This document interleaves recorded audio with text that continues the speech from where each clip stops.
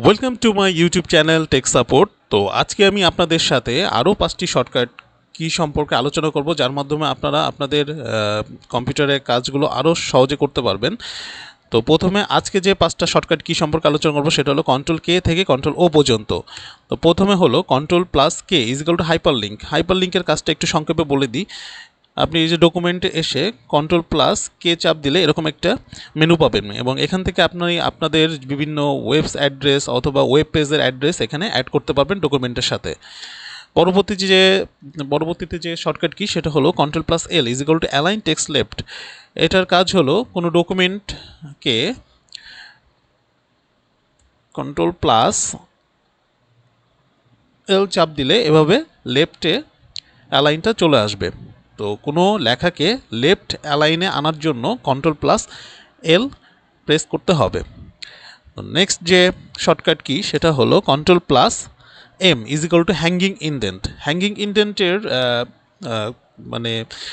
ইনডেন্টের আলোচনা একটু বিস্তারিত করে না বললে এটা আসলে বোঝা যাবে না, বাট আমি একটু সংক্ষেপে বলে দিই। হ্যাঙ্গিং ইনডেন্টের কাজ Ctrl+M চাপ দিলে এভাবে কিছু ফরম্যাটিং আসবে এবং ডকুমেন্টের ফরম্যাটিংয়ের কিছু কাজ করার জন্য এই হ্যাঙ্গিং ইনডেন্টটা ব্যবহার করা হয়।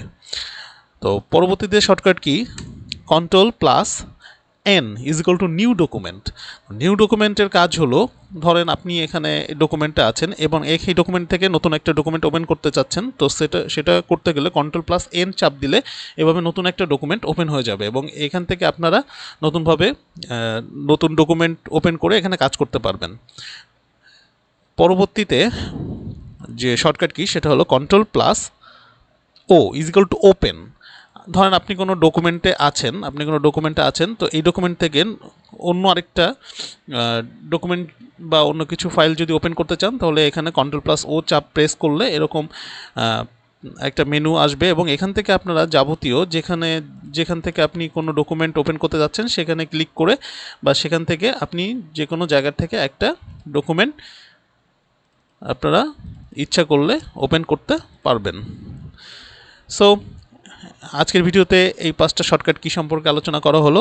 পরবর্তীতে আরও 5টা শর্টকাট কি সম্পর্কে আলোচনা করা হবে এবং ততক্ষণ পর্যন্ত ভালো থাকবেন, সুস্থ থাকবেন। আর আমার ভিডিওটি ভালো লাগলে অবশ্যই একটা লাইক, কমেন্ট, শেয়ার করে দিবেন আর সাবস্ক্রাইব করে দিবেন আমার চ্যানেলটি। সো থ্যাংক ইউ সবাইকে।